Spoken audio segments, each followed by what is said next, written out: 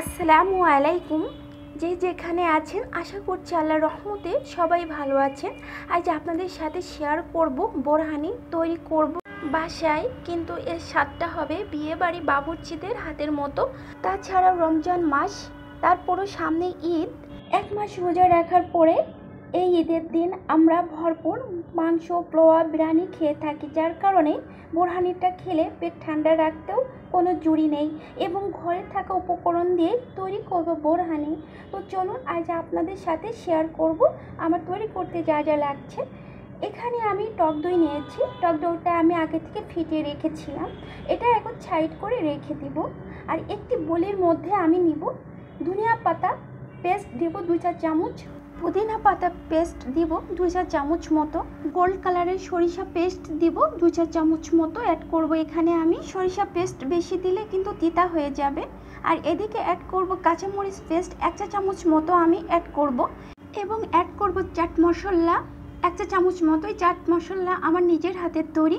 Add করব সাদা গোলমরিচ গুঁড়া, অ্যাড করব 1 চা চামচ, ভাজা জিরা গুঁড়া 1 চা চামচ মতো আমি অ্যাড করব। এখানে ভাজা ধনিয়া গুঁড়া অ্যাড করব 1 চা চামচ মতো, বিট লবণ দেব স্বাদ মতো, লবণ দেব স্বাদ মতো, আপনারা আপনাদের পছন্দ মতো লবণ অ্যাড করে নেবে। এখানে আমি টমেটো কেচাপ অ্যাড করব 1/2 কাপ মতো, আপনারা কমিয়ে বা বাড়িয়েও নিতে পারেন।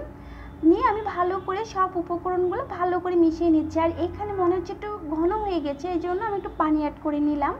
নিয়ে এখানে আমি আবার এই পেস্টটা আমি একটু পাতলা করে নিচ্ছি।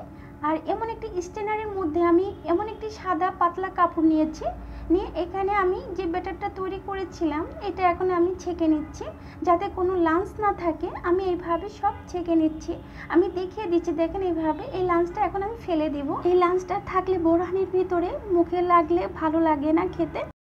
আর এদিকে টক দইয়ের ভিতরে আমি চিনি অ্যাড করে দেব।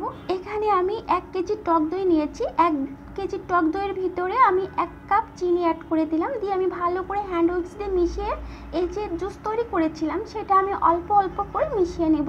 আর ঘনত্ব আমি দেখিয়ে দিচ্ছি যে এরকম কিন্তু ঘন হবে, এর চেয়ে বেশি কিন্তু পাতলা করা যাবে না, তাহলে কিন্তু বোরহানিটা খেতে ভালো লাগবে না। এখন ঠান্ডা ঠান্ডা বোরহানি পরিবেশনের পালা। আমি গ্লাসে সার্ভ করছি, দেখেন কতটা সুন্দর হয়েছে আর কতটা স্মুথ, আর দেখতে কতটা লবণীয় হয়েছে, ঠিক হোটেলের মতো। আপনারাও কিন্তু এইভাবে বোরহানিটা তৈরি করে ফেলতে পারেন খুব সহজেই। আর একটু ডেকোরেশনের জন্য আমি একটু পুদিনা পাতা দিয়ে দিচ্ছি। আশা করি আমার এই বোরহানি রেসিপি আপনাদের ভালো লাগবে। ভালো লাগলে অবশ্যই আমার চ্যানেলটাকে সাবস্ক্রাইব করে নেবেন এবং আমার পাশেই থাকবেন। আর যারা আমার চ্যানেলটাকে সাবস্ক্রাইব করেছেন তাদেরকে জানাই অসংখ্য ধন্যবাদ।